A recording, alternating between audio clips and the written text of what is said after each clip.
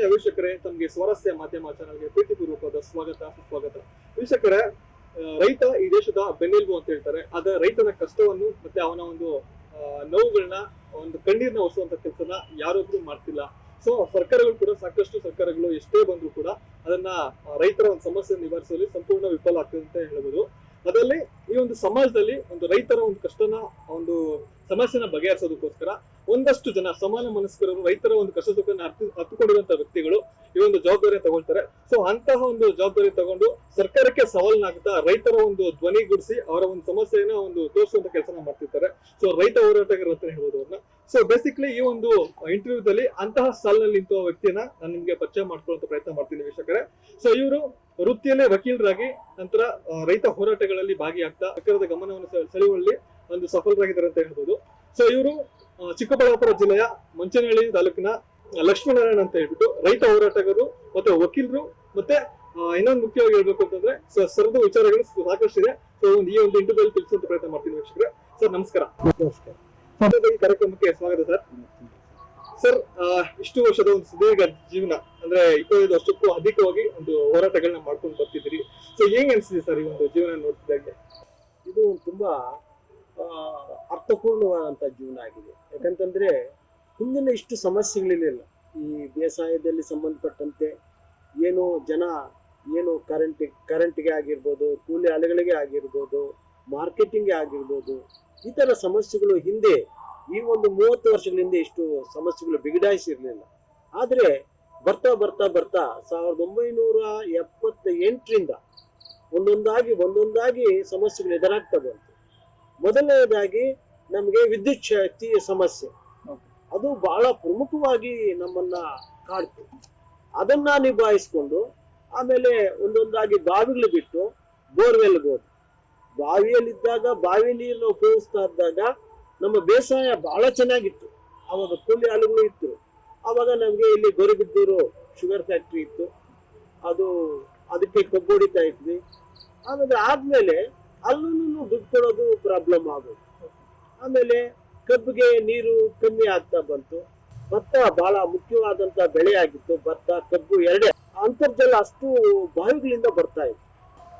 ಆತರ ಕರೆಂಟ್ ಆಯ್ತು. ಕರೆಂಟ್ ಆದ್ಮೇಲೆ ಮರಳು ಹೋರಾಟ ಆಯ್ತು. ವಿಶೇಷವಾಗಿ ನಾವು ಈ ಟ್ರ್ಯಾಕ್ಟರ್ಗಳಲ್ಲಿ ಮತ್ತೆ ಲಾರಿಗಳಲ್ಲಿ ಹೊಡೆಯುವಂತದ್ದಾಯ್ತು. ಆಮೇಲೆ ಈ ಒಂದು ಏರಿಯಾಗೆ ಸೀಮಿತ ಆದ್ವಿ. ಆಮೇಲೆ ಚೋಡಪ್ಪನವ್ರ ಪರಿಚಯ ಆಯ್ತು. ನಮ್ಮ ವ್ಯಾಪ್ತಿ ಗೋರಬಿದ್ದೂರ್ವರೆಗೂ ಹೋಯ್ತು. ಆಮೇಲೆ ಜಿಲ್ಲೆಯೆಲ್ಲ ಆವರಿಸ್ಕೊಂತು. ಚೋಡಪ್ಪನವರ ಒಂದು ವಿಶೇಷವಾದಂತ ಕಾಳಜಿ ಅದ್ರ ಮೇಲೆ ನಮ್ಮ ಒಂದು ಜನಶಕ್ತಿನ ಸೇರ್ಕೊಂಡು ಅದಕ್ಕೆ ಬಹಳ ಒಂದು ಅರ್ಥಪೂರ್ಣ ಆಯ್ತು. ಅಂದ್ರೆ ಈಗ ನನಗೆ ಅನ್ಸೋದೇನಂದ್ರೆ, ನಿಮ್ಮನ್ನ ರಾಜಕಾರಣಿ ಅನ್ಬೇಕಾ ಅಥವಾ ವಕೀಲರು ಅಂತ ಅನ್ಬೇಕಾ ಅಥವಾ ರೈತ ಅನ್ಬೇಕಾ, ರೈತ ಹೋರಾಟಗಾರ ಅನ್ಬೇಕಾ ಅನ್ನೋದೊಂದು ಕನ್ಫ್ಯೂಷನ್ಸ್. ನಿಮ್ಗೆ ಯಾವ ತರ ಕರೆದ್ರೆ ಜನ ಇಷ್ಟಪಡ್ತಿದೆ ಅಂತ? ನನಗೆ ರೈತರ ಹೋರಾಟಗಳಲ್ಲಿ ಭಾಗವಹಿಸೋದೇ ನನಗೆ ಬಹಳ ತೃಪ್ತಿ ಕೊಟ್ಟಿತ್ತು. ಯಾಕಂತಂದ್ರೆ ಅದು ಯಾವುದೇ ತರವಾದಂತ ಒಂದು ಅವರಿಗೆ ಸ್ವಾರ್ಥ ಅನ್ನೋದೇ ಇರೋದಿಲ್ಲ. ಎಲ್ರೂ ಚೆನ್ನಾಗಿರ್ಬೇಕು, ಎಲ್ರೂ ಸಂತೋಷವಾಗಿರ್ಬೇಕು. ನಾವು ನಮ್ಮ ಬದುಕು ಏನು ಗಟ್ಟಿಯಾಗಿ ಏನು ನಾವು ಅದರಲ್ಲೇ ಇದ್ದಿದ್ದಾರೆ. ನಾವು ಮುತ್ತಾತಂದ್ರ ಕಾಲದಿಂದ ಅದೇ ತರ ಹೋಗೋಣ, ಬಹಳ ಶಾಂತವಾದಂತ ಜೀವನ ಅನ್ನೋದು ಅದ್ರ ಬಗ್ಗೆನೆ ನನಗೆ ಆಸೆ. ಅಂದ್ರೆ ಈಗ ಸಾಮಾನ್ಯವಾಗಿ ಒಬ್ಬ ವ್ಯಕ್ತಿ ಒಂದು ಹೋರಾಟಕ್ಕೆ ಧುಮುಕ್ಬೇಕು ಅಂತಂದ್ರೆ ಒಂದು ಕಿಡಿ ಎಲ್ಲೋ ಒಂದ್ ಕಡೆ ಹೊತ್ಕೋಬೇಕು ಅನ್ನೋದಕ್ಕೆ ಒಂದು ಸ್ಟ್ರಾಂಗ್ ರೀಸನ್ ಅನ್ನೋದು ಇದೆ. ಸೊ ನಿಮ್ಮ ಜೀವನದಲ್ಲಿ ಆ ಒಂದು ಹೋರಾಟಕ್ಕೆ ಇಳಿಬೇಕು ಅನ್ನೋದಕ್ಕೆ ಮುಖ್ಯವಾಗಿ ಪ್ರೇರಣೆ ಅಥವಾ ಕಿಡಿ ಯಾವುದು ಅಂತ? ಕಿಡಿ ಅದು ನನ್ನಲ್ಲಿ ಹೊತ್ಕೊಂಡಿದ್ದೆ ಸರ್. ಯಾಕಂತಂದ್ರೆ 24 ಗಂಟೆ ಕರೆಂಟ್ ಇತ್ತು ಆ ಕಾಲದಲ್ಲಿ. ಹೊಡೆಯುವಷ್ಟು ನೀರಿತ್ತು. ಅದು ಏಕ್ದಮ್ಮು 11 ಗಂಟೆ ಕರೆಂಟು ಅಂದ್ರು. ಆಮೇಲೆ 6 ಗಂಟೆ ಕರೆಂಟು, 7 ಗಂಟೆ ಕರೆಂಟ್, ಈ ತರ. ಆಮೇಲೆ ಲೋಡ್ ಜಾಸ್ತಿ ಆಯ್ತು ಅಂತ ಫೀಸ್ಗಳು ಹೋಗೋದು. ಆಮೇಲೆ ನಾವೆಲ್ಲ ರೆಡಿ ಮಾಡ್ಕೊಂಡು ಹೋಗೋ ಅಷ್ಟೊತ್ತಿಗೆ ಮತ್ತೆ 5 ನಿಮಿಷ ನೀರು ಹೊಡೆದು ಮತ್ತೆ ಫೀಸ್ ಹೊರಟೋಗೋದು. ಇದು ತುಂಬಾ ಕಾಡ್ಸಕ್ಕೆ ನಮ್ಮ ಬೇಸಾಯನೇ ತಲ್ಲಣಿಸುವಂತ ಒಂದು ಪರಿಸ್ಥಿತಿಗೆ ಬಂದ್ಬಿಟ್ಟು. ಅಷ್ಟು ಚೆನ್ನಾಗಿ ಬೇಸಾಯ ನಮ್ದು. 2 ಬೆಳೆಗಳು ಬೆಳಿಲೇಬೇಕು. ಮಳೆಗಾಲದಲ್ಲೂ ಭತ್ತ ಇರ್ತಾ ಇತ್ತು, ಬೇಸಿಗೆಯಲ್ಲೂ ಭತ್ತ ಇರ್ತಾ ಇತ್ತು, ಕಬ್ಬು ನಿರಂತರವಾಗಿರ್ತಾ ಇತ್ತು. ಫ್ಯಾಕ್ಟ್ರಿಗೆ ಕಬ್ಬು ಹೊಡಿತಾ ಇದ್ವಿ. ಅದೊಂದು ಸಾಮ್ರಾಜ್ಯ ಸರ್. ಅಂತದ್ದೆಲ್ಲ ಸಾಮ್ರಾಜ್ಯ ದಿನೇ ದಿನೇ ಕಳ್ಸ್ಕೊಂತ ಇದೀವಲ್ಲ, ಏನಾಗ್ತಾ ಇದೆ ಇದು ಅನ್ನೋದು ನನ್ನಲ್ಲೇ ಒಂದು ಪ್ರತಿಧ್ವನಿ. ಅದಕ್ಕೆ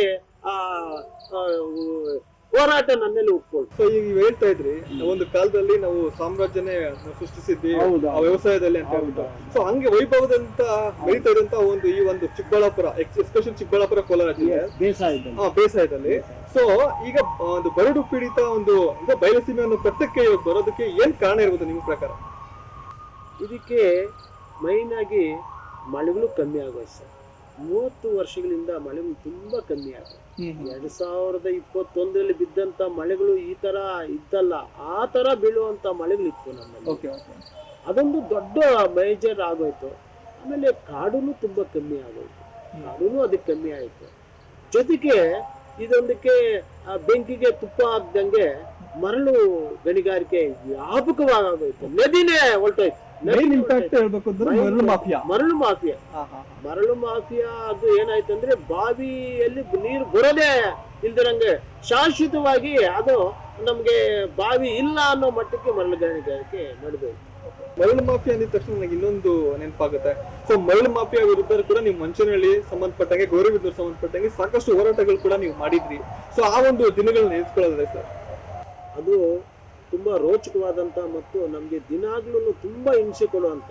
ಯಾರೋ ಒಬ್ಬನು ಬರ್ತಾನೆ, ಅವನು ಹೋಗ್ತಾನೆ ಲಾರಿಯಲ್ಲಿ ನದಿಗೆ ಹಾಕ್ತಾರೆ, ದೇವರ ಹೆಸರು ಹೇಳ್ತಾರೆ, ಹಳ್ಳಿ ಜನಕ್ಕೆ ಹೇಳ್ತಾರೆ ನೀವು ದೇವಸ್ಥಾನಕ್ಕೆ ಎಷ್ಟು ಬೇಕು ಅಷ್ಟು ದುಡ್ಡು ಕೊಡ್ತೀವಿ, ನಾವು ನದಿಯಲ್ಲಿ ಮರಳೆತ್ತೀವಿ. ಇಷ್ಟು ವಿಶಾಲವಾಗಿದೆಯಲ್ಲ ಮರಳು, ಎಲ್ಲೋ ಒಂದ್ ಕಡೆ ಒಂದು 2 ಲಾರಿ 3 ಲಾರಿ ಹೋದ್ರೆ ಏನಾಗುತ್ತೆ, ಎತ್ಕೊಳ್ಳಿ ಅನ್ನೋ ಜನ ಆತರ ಯೋಚನೆ ಮಾಡ್ಬಿಟ್ಟು. ಇದೇ ನಮ್ಮ ಪಕ್ಕದಲ್ಲಿ ಅದೇಕೊಪ್ಪ ಅಂತ ಇದೆ, ಅದು ಆಂಜನೇಯ ಸ್ವಾಮಿ ದೇವಸ್ಥಾನಕ್ಕೆ ನಾವು ಜೀರ್ಣೋದ್ಧಾರ ಮಾಡ್ಬೇಕು ಅಂದ್ರು. ಆ ಊರಿನಲ್ಲಿರೋರಿಗೆ ಅಷ್ಟು ಮಹತ್ವ ಗೊತ್ತಿಲ್ಲ. ಆ ಅದೇಕೋಪದ ಹತ್ರನೇ 2 ತೆಲಪರಿಕೆಗಳಿಗೆ ಇತ್ತು. ಒಂದು ಮಂಚನಹಳ್ಳಿಗೆ ಹೋಗುವಂತ ತೆಲಪರಿಕೆ, ನಾವು ತೆಲಪರಿಕೆಗೆ ಹೋಗುವಂತ ರಾಜಕಾಲುವೆ ಪಕ್ಕದಲ್ಲೇ ನಾವು ಇವಾಗ ಕುತ್ಕೊಂಡಿದೀವಿ. ನಾವು ಇವಾಗ ನದಿ ಹರಿದಿರ ಸುಮಾರು 30 ವರ್ಷ ಆಗೋಯ್ತು, ತೆಲಪರಿಕೆ ಬತ್ತೋಯ್ತು. ಆಮೇಲೆ ವರಣಿಗೆ ಹೋಗೋ ಒಂದು ತೆಲಪರಿಕೆ ಇತ್ತು, ಅದು ಕಾಲೋಚಿತವಾಗಿ ಅದು ಮುಚ್ಚೋಯ್ತು. ಬಟ್ ಕಾಲುವೆಗಳು ಇವತ್ತಿಗೂ ಜೀವಂತವಾಗಿವೆ. ನೀರಿಲ್ಲ, ನದಿ ಇಲ್ಲ, ಮರಳಿಲ್ಲ, ಇಲ್ಲದ ಸಾಮ್ರಾಜ್ಯಗಳು. ಓಕೆ, ಅಂದ್ರೆ ಈ ಒಂದು ಭಾಗದಲ್ಲಿ ಎಸ್ಪೆಷಲಿ ನಿಮ್ಮ ಮಂಚನಹಳ್ಳಿ ಒಂದು ಊರಿನ ವಿಚಾರಕ್ಕೆ ಮಾತಾಡೋದಂದ್ರೆ, ಪಕ್ಕದಲ್ಲಿ ಜಕ್ಕಲಮಡುಗು ಇರ್ಬೋದು, ಶ್ರೀನಿವಾಸ ಸಾಗರ ಇರ್ಬೋದು, ಮತ್ತೆ ಈ ದನಗನಹಳ್ಳಿ ಡ್ಯಾಮ್ ಇರ್ಬೋದು, ಇವೆಲ್ಲ ನಿಮಗೆ ಒಂಥರ ಜಲಸಂಪನ್ಮೂಲಗಳಿಗೆ ಒಂದು ಕೇಂದ್ರ ಅಂತ ಹೇಳ್ಬೋದು. ಆದ್ರೂ ಇತ್ತೀಚೆಗೆ ಇವು ತುಂಬೋದಕ್ಕೆ ಸಾಕಷ್ಟು ತೊಂದರೆ ಆಗ್ತಿದೆ ಅಂತ ಕೂಡ ಕೇಳ್ಪಡ್ತಾ ಇದ್ದೀನಿ. ಸೊ ನಿಮ್ಮ ಪ್ರಕಾರ ಏನ್ ಇರ್ಬೋದು ರೀಸನ್, ಇದು ತುಂಬೋದಕ್ಕೆ ಯಾಕೆ ಪ್ರಾಬ್ಲಮ್ ಆಗ್ತಿದೆ ಅಂತ? ಸರ್, ಇದು ಅವತ್ತೇ ಹೇಳಿದ್ನಲ್ಲ ಸರ್, ನಮ್ಗೆ ಮಧ್ಯದಲ್ಲಿ ಒಂದು ಹಿಂದೆ 21ರ ಹಿಂದೆ 25 ವರ್ಷದ ಕಾಲ ನಿರಂತರವಾಗಿ ನಮ್ಗೆ ಮಳೆಗಳು ಬಹಳ ಕಮ್ಮಿ ಆಗೋಯ್ತು ಸರ್. ಅದು ಅಲ್ಲಿ ಬೀಳಲಿಲ್ಲ. ಆಮೇಲೆ ಕೆರೆಗಳು ಒಂದೊಂದು ವರ್ಷ ತುಂಬ್ತಾನೆ ಇರಲಿಲ್ಲ, ಅಸಲು ತುಂಬದೇ ಇಲ್ಲ. 21 ವರ್ಷಗಳ ಕಾಲ ಕೋಡಿ ಬಿದ್ದೇ ಇಲ್ಲ ಸರ್. ಆಮೇಲೆ ಏನಾಯ್ತಂದ್ರೆ ನಮ್ಮ ಶ್ರೀನಿವಾಸ ಸಾಗರದಿಂದ ನಮ್ಗೆ ಉತ್ತರಪಿನಾಕಿ ನದಿಗೆ ಬರ್ಬೇಕು, ಅಲ್ಲಿ ಮೇಲೆ ಜಕ್ಕಲಮಡುಗು ಕಟ್ಬಿಟ್ಟು ಅದು ಹೈಟ್ ಮಾಡ್ಬಿಟ್ಟು ಶ್ರೀನಿವಾಸ ಸಾಗರ ಬರೋ ನೀರು ಅಲ್ಲಿ ಕಟ್ಟಾಗೋದು. ಅದು ಆ ಕೆರೆ ತುಂಬಲಿಲ್ಲ, ಆವಾಗ ನದಿ ಹರಿಲಿಲ್ಲ. ಅದು ಒಂದು ಕಾರಣ ಆಯ್ತು. ಮಳೆ ಬೀಳೋದು ಕಮ್ಮಿ ಆಗೋಯ್ತು. ಆಮೇಲೆ ವಿದ್ಯುತ್ ಶಕ್ತಿ ಕಮ್ಮಿ ಆಗೋಯ್ತು. ಆಮೇಲೆ ಮರಳು ಗಣಿಗಾರಿಕೆ ಒಂದೊಂದಾಗಿ ಕಮ್ಮಿ ಆಗೋಯ್ತು. ಎಲ್ಲಾ ಈ ವಿದ್ಯಮಾನಗಳೆಲ್ಲನೂ ವ್ಯವಸಾಯದ ಮೇಲೆ ಡೈರೆಕ್ಟ್ ಹೊಡೆತ ಬಿತ್ತು ಸರ್. ಎಷ್ಟು ಚೆನ್ನಾಗಿ ನಾವು ಆಲೆ ಮನೆಗಳಂತೂ ಆಲೆಗಳ ತರ ಇತ್ತು, ಆಲೆ ಮನೆಗಳು ಅಂತ ಜನ 24 ಗಂಟೆ 24x7 ದುಡಿತಾ ಇದ್ರು. ಇವತ್ತು ಆಲೆ ಮನೆಗಳು ಕಮ್ಮಿ ಇದೆ. ಬೇಸಾಯ ಮಾಡೋರು ಸಿಗ್ತಾ ಇಲ್ಲ. ನಮ್ಮ ಮಂಚನಹಳ್ಳಿ ಬೆಲ್ಲ ಅಂದ್ರೆ, ಆ ಉಂಟೆ ಬೆಲ್ಲ ಅಂದ್ರೆ ಇಡೀ ಕರ್ನಾಟಕಕ್ಕೆ, ಶಿವಮೊಗ್ಗಕ್ಕೆ ಹೋಗ್ತಾ ಇತ್ತು ಜಾಸ್ತಿ, ಭದ್ರಾವತಿ ಶಿವಮೊಗ್ಗ, ಅಲ್ಲಿ ವ್ಯಾಪಾರ ಆಗ್ತಾ ಇತ್ತು. ಅಷ್ಟು ಲಾರಿಗಳ ಗಟ್ಲೆ ಬೆಲ್ಲ ಆಗ್ತಾ ಇದ್ದೆ ಸರ್. ಇದೊಂದು ದೊಡ್ಡ ಬಹಳ ಮಂಡ್ಯ ಒಂದು ಅದನ್ನ ನಾಚಿಸುವಂತ ಬೆಲ್ಲ ತಯಾರಾಗ್ತಾ ಇತ್ತು. ಅಂತ ಶ್ರಮಿಕರಿದ್ದು. ಆದ್ರೆ ಅದನ್ನ ನೋಡ್ಕೊಂಡೆ ಆ ಶುಗರ್ ಫ್ಯಾಕ್ಟ್ರಿ ಅವರು ಒಂದೊಂದ್ಸತಿ ಲಾರಿ ಕಳ್ಸಕ್ಕೆ ಲೇಟ್ ಮಾಡಿದಾಗ ಕಬ್ಬು ಒಣಗೋಗೋದು, ಮತ್ತೆ ಅವ್ರಿಗೆ ಸರಿಯಾದಂತ ಇನ್ ಟೈಮ್ಗೆ ದುಡ್ಡು ಬರ್ದೇ ಇರೋದು, ಇವೆಲ್ಲ ನೋಡ್ಕೊಂಡು ನಾನೊಂದು ಡ್ರಾಮಾ ಬರೆದೆ, ಪಿನಾಕಿನಿಯ ತಡಿಯಲ್ಲಿ ಶೋಷಿತ ರೈತ ಅಂತ. ಏನ್ ಹೇಳ್ತು ಸರ್ ಅದು? ಪಿನಾಕಿನಿಯ ತಡಿಯಲ್ಲಿ ಶೋಷಿತ ರೈತ. ಇದೆಲ್ಲಾನು ನನಗೆ ನೋಡ್ತಾ ನನ್ನ ಮನಸ್ಸಿಗೆ ಬಂದಿರುವಂತದ್ದು. 1981ರಲ್ಲಿ ಆ ಡ್ರಾಮಾ ಆಡಿದ್ವಿ ನಾವೇ. ಏನ್ ರೆಸ್ಪಾನ್ಸ್ ಬಂದಿತ್ತು ಆ ಡ್ರಾಮಾಗೆ? ಏನಾದ್ರು ಸ್ವಲ್ಪ ಅರಿವು ಮೂಡಿಸುವಂತ ಕೆಲಸ ಮೂಡಿಸುವಂತ ಕೆಲಸ ಆಯ್ತು. ಅವಾಗ ಅದ್ರಲ್ಲೇ ನಾನು ಹೇಳ್ದೆ, ಇದು ನಮ್ಮ ನದಿಗೇನು ಗಂಡಾಂತರ ಬರ್ತಾ ಇದೆ ಅಂತ. ಅವಾಗಿನ್ನು ಗಣಿಗಾರಿಕೆ ಸ್ಟಾರ್ಟ್ ಆಗಿಲ್ಲ ಅದು.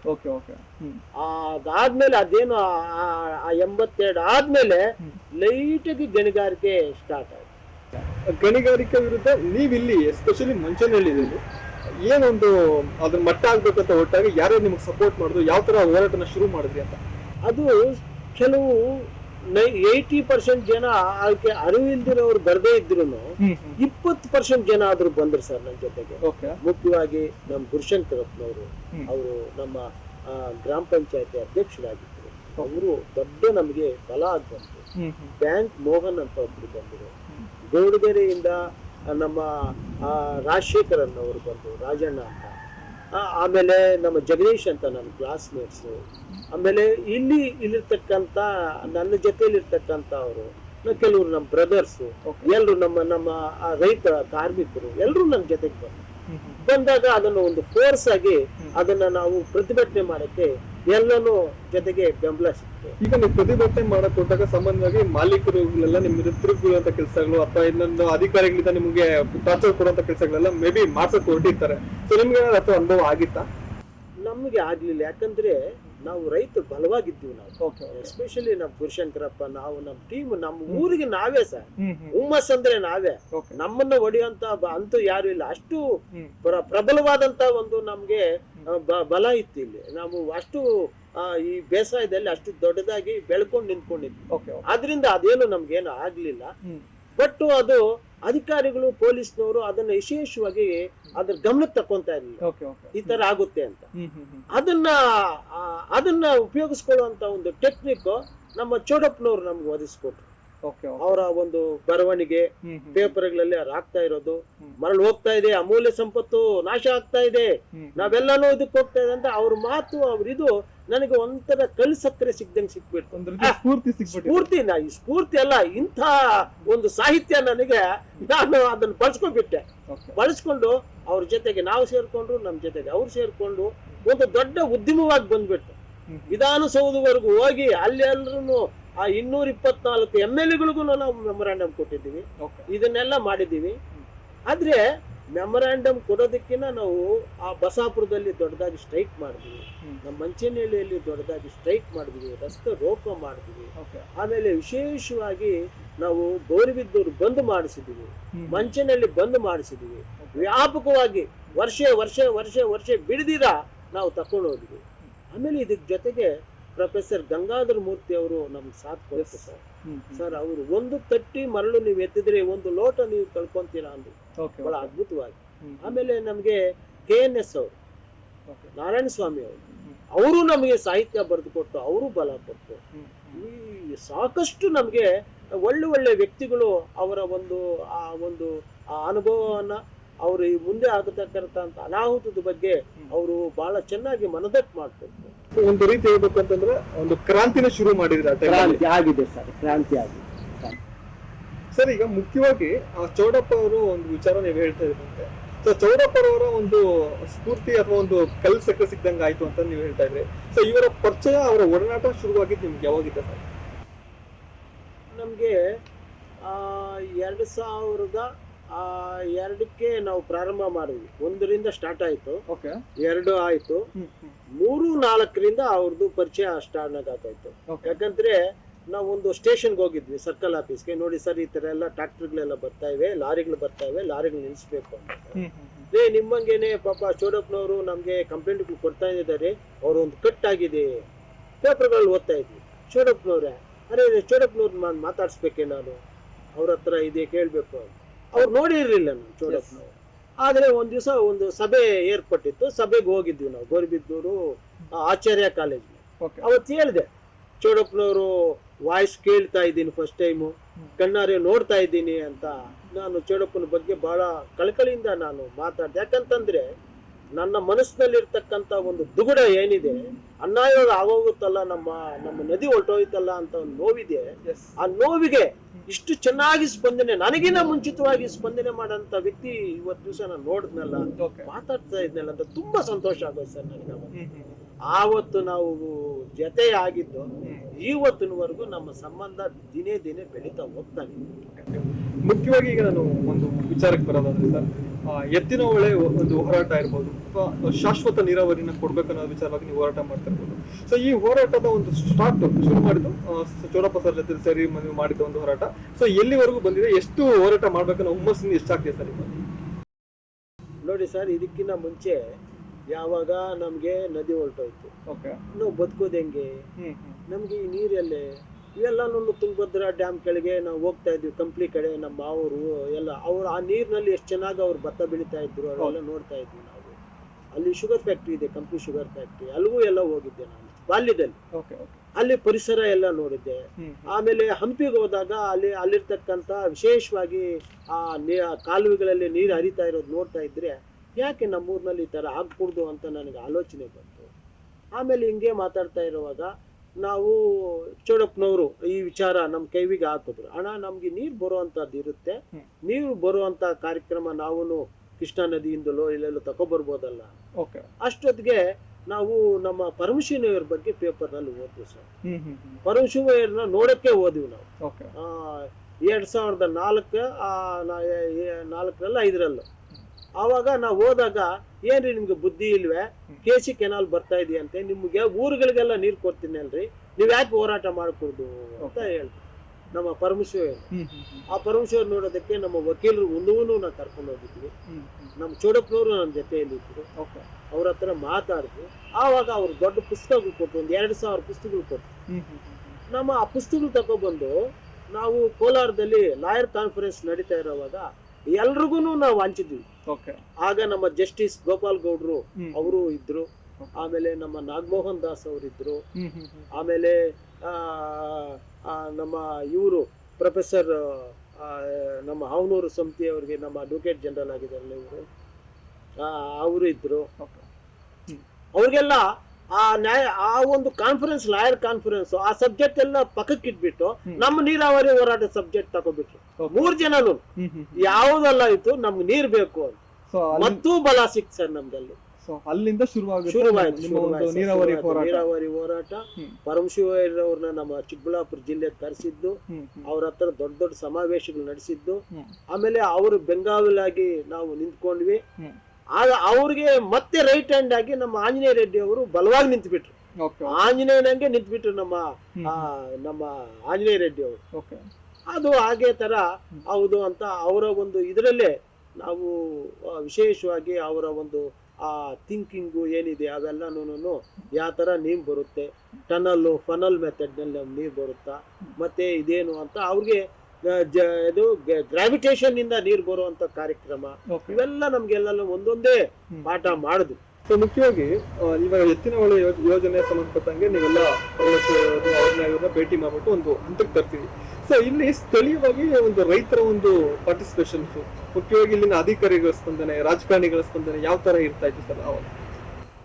ಅವ್ರಿಗೆ ಸರ್ ಅವ್ರಿಗೂ ಒಂಥರ ಖುಷಿನೇ ಇತ್ತು. ಅದಕ್ಕೆ ಆದ್ವಿ. ಆಮೇಲೆ AC ಆಫೀಸ್ ಮುಂದೆ ಸುಮಾರು 62 ದಿವಸ ಅಲ್ಲಿ ಒಂದು ಪ್ರತಿಭಟನೆ ಆಯಿತು. ಆಮೇಲೆ ನ್ಯಾಷನಲ್ ಹೈವೇನಲ್ಲಿ ಪ್ರತಿಭಟನೆ ಸುಮಾರು ತಿಂಗಳುಗಳು ಅಲ್ಲಿ ಪ್ರತಿಭಟನೆ ಆಯಿತು. ಆಮೇಲೆ ಎಲ್ರೂ ಬಿಗಿನಿಂಗ್ ಅಲ್ಲಿ ಎಲ್ಲ ಪಾರ್ಟಿಸಿಪೇಟ್ ಮಾಡಿದ್ರು. ಆದ್ರೆ ಬರ್ತಾ ಅದು HN ವ್ಯಾಲಿಗೆ ಬಂದ್ಬಿಡ್ತು.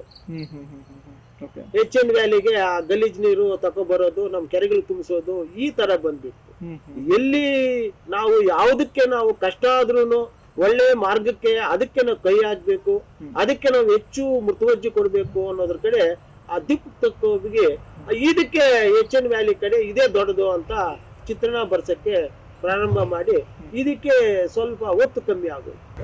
ಅಂದ್ರೆ ಈಗ ಎತ್ತಿನ ಹೊಳೆ ಪ್ರಾಜೆಕ್ಟ್ ದೋಖ ಆಗ್ತಿದೆ, ಅದು ಸರಿಯಾಗಿ ಸಮರ್ಪಕವಾಗಿತ್ತಲ್ಲ ಅಂತ ಹೇಳ್ಬಿಟ್ಟು ಪರಿಸರವಾದಿ ಚೌಡಪ್ಪನವ್ರು ಕೂಡ ಈ ಹಿಂದೆ ಹೇಳಿದ್ರು. ಸಾಕಷ್ಟು ಹೇಳಿಕೆಗಳು ಈಗ ಇದುವರೆಗೂ ಕೊಡ್ತಾನೆ ಬಂದಿದ್ದಾರೆ. ಸೊ ನಿಮ್ಮ ಒಂದು ಪ್ರಕಾರ ಎತ್ತಿನ ಹೊಳೆ ಯೋಜನೆ ಮೇಲೆ ನಂಬಿಕೆ ಇದೆಯಾ, ಅಥವಾ ಭವಿಷ್ಯದ ರಾಜಕಾರಣಿಗಳು ಅಥವಾ ರಾಜಕಾರಣಿಗಳು ಮತ್ತೆ ಅಧಿಕಾರಿಗಳ ಮೇಲೆ ಏನಾದ್ರು ನಂಬಿಕೆ ಇದೆಯಾ, ಬರುತ್ತೆ ಅನ್ನೋವಂಥದ್ದು ಅಂತ? ಸರ್ ನನ್ನ ವೈಯಕ್ತಿಕವಾಗಿ ಎತ್ತಿನ ಒಳ್ಳೆ ಬರ್ಲೇಬೇಕು ಸರ್ ಅದು. ಇವಾಗ ಅಲ್ಲಿ ನೀರಿಲ್ಲ ಅಂತ ನಮ್ಮ ಆಂಜನೇಯ ರೆಡ್ಡಿ ಅವರು ಅದೇ ಹೇಳ್ತಾ ಇದ್ದಾರೆ. ಚೌಡಪ್ಪನವರು ಅದನ್ನ ದೊಡ್ಡದಾಗಿ ವಿತ್ ಅಂಶಗಳೆಲ್ಲ ಕ್ರೋಢೀಕರಿಸಿ ಅವರು ನಮಗೆ ಮನದಟ್ಟು ಮಾಡಂಗೆ ಅವರು ಸ್ಪೀಚ್ ಕೊಡ್ತಾ ಇದ್ದಾರೆ. ನನಗೆ ಏನನ್ಸುತ್ತೆ ಅಂದ್ರೆ ವೈಯಕ್ತಿಕವಾಗಿ ಇಷ್ಟು ದೊಡ್ಡ ನಮ್ಮ ಕರ್ನಾಟಕದ ಇಂಜಿನಿಯರ್ಸ್ ನಮ್ಮವರು, ಈ ಹಿಂದೆ ನರಸಿಂಹನ್ ಅಂತ ಅವರು ದೊಡ್ಡ ಇಂಜಿನಿಯರು ಆಂಧ್ರಕ್ಕೆ ಹೋಗಿ ಅಲ್ಲಿ ನಾಗಾರ್ಜುನ ಸಾಗರದಲ್ಲಿ ಅದನ್ನು ಅಣೆಕಟ್ಟು ಕಟ್ಟಕ್ಕೆ ಎಲ್ಲಾನು ಆಗ ಮುತ್ಯಾಲ ರಾಜು ಅಂತ ಒಬ್ಬ ಅಲ್ಲಿರತಕ್ಕಂಥ ಒಬ್ಬ ಒಳ್ಳೆ ಸಮಾಜ ವ್ಯಕ್ತಿ ಭೂಸ್ವಾಮಿ ಆತ್ಮಜಿ ಕರ್ಕೊಂಡೋಗಿ ಸ್ವಂತ ದುಡ್ಡಿನಲ್ಲಿ ಅಲ್ಲಿ ವ್ಯಯ ಮಾಡಿಸಿ ಎಲ್ಲ ಮಾಡಿಸಿ ಕಟ್ಟೆ ಕಟ್ಸಿರುವಂಥ ದೊಡ್ಡ ದೊಡ್ಡ ಇಂಜಿನಿಯರ್ಗಳು ಇರುವಂಥ ಒಂದು ಪರಂಪರೆ. ನಮ್ಮೂರು ಇಷ್ಟೆಲ್ಲ ದುಡ್ಡು ಎಲ್ಲಿ ವೇಸ್ಟ್ ಮಾಡಿಸ್ತಾರೆ ಅನ್ನೋದು ಎಲ್ಲೋ ನನ್ನ ಕಡೆ ನಮ್ಮ ಒಂದು ಇದು ಕೌಶಲ್ಯದ ಬಗ್ಗೆ ಇಂಜಿನಿಯರ್ ಸ್ಕಿಲ್ಸ್ ಬಗ್ಗೆ ನನಗೆ ಅವ್ರ ಮೇಲೆ ಅಭಿಮಾನ ಇದೆ ಸರ್. ಅದೊಂದಿರ ಗೌರ್ಮೆಂಟ್ ಈಗಾಗ್ಲೇ ಸುಮಾರು ಕೋಟಿಗಳು ಸಾವಿರಾರು ಕೋಟಿಗಳು ಖರ್ಚು ಮಾಡಿ ಪೈಪ್ಲೈನ್ ಎಲ್ಲ ಆಗಿದೆ. ಇದು ಏನಾದ್ರೂ ಹೆಚ್ಚು ಕಮ್ಮಿ ಆಗ್ಬಿಟ್ಟ ಅಂದ್ರೆ ಇಡೀ ನಮ್ಮ ಕರ್ನಾಟಕದ ಒಂದು ಕೌಶಲ್ಯಕ್ಕೆ ನಮ್ಮ ಇಂಜಿನಿಯರ್ಗಳಿಗೆ ನಮ್ಮ ಸರ್ಕಾರಗಳಿಗೆ ತುಂಬಾ ಕೆಟ್ಟ ಹೆಸರು ಬಂದ್ಬಿಡು. ಹಂಗ್ ಬರೋದು ಆಗೋದಿಲ್ಲ ಅನ್ನೋದು ನನ್ನ ಒಂದು ಉದ್ದೇಶ. ಮೊನ್ನೆ ನಮ್ಮ ಈ ಹಿಂದಿನ ಮಾಜಿ ಶಾಸಕರಾದಂಥ ಶಿವಶಂಕರ ರೆಡ್ಡಿ ಅವರು ಮನೆ ಹತ್ರಕ್ಕೆ ಹೋದಾಗ ಅವರು ಕೇವಲ ಅವರೊಂದು ಫೋಟೋ ಕೊಟ್ಟರು ನಮಗೆ. ಕೇವಲ ಒಂದು 20 ಕಿಲೋಮೀಟರ್ ಅಲ್ಲಿ ಸ್ವಲ್ಪ ಮಾಡಬೇಕು, ಅದು ಅಕ್ವಿಸಿಷನ್ ಇದೆ, ಲ್ಯಾಂಡ್ ಅಕ್ವಿಸಿಷನ್ ಅದೆಲ್ಲನೂ ಆದ್ರೆ ಒಂದು ಡ್ಯಾಮ್ ನೀರು ಶೇಖರಣೆಗೆ ಒಂದು ಡ್ಯಾಮ್ ಕಟ್ಟಬೇಕು. ಇವೆಲ್ಲನೂ ಆಗ್ಬಿಟ್ಟಾದ್ರೆ ಇನ್ನೇನು 1.5 ವರ್ಷದೊಳಗೆ ನಮ್ಗೆ ನೀರು ಬರುತ್ತೆ ಅನ್ನೋದು ಅವರ ಆಶಾವಾದನೇನು ನಮ್ಗೆ ಕೊಟ್ರು. ನಾವು ನೋಡಿದ್ವಿ. ಇದ್ರ ಮೇಲೆ ನಂಬಿಕೆ ಇದೆ ಸರ್. ನಾವು ನಂಬಿಕೆಯಿಂದ ಬದುಕಬೇಕು, ನಾವು ಆಶಾವಾದಿಗಳಾಗ್ಬೇಕು.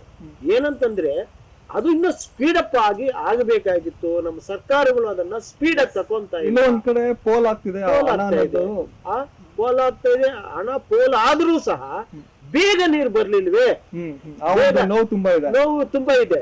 ಇವಾಗ 21ನೇ ವರ್ಷದಲ್ಲಿ ಸುರಿತಕ್ಕಂತ ಮಳೆ ಸುರಿದೇ ಇಲ್ದಿದ್ರೆ ನಾವೆಲ್ಲ ಏನಾಗ್ತಾ ಇದ್ವಿ.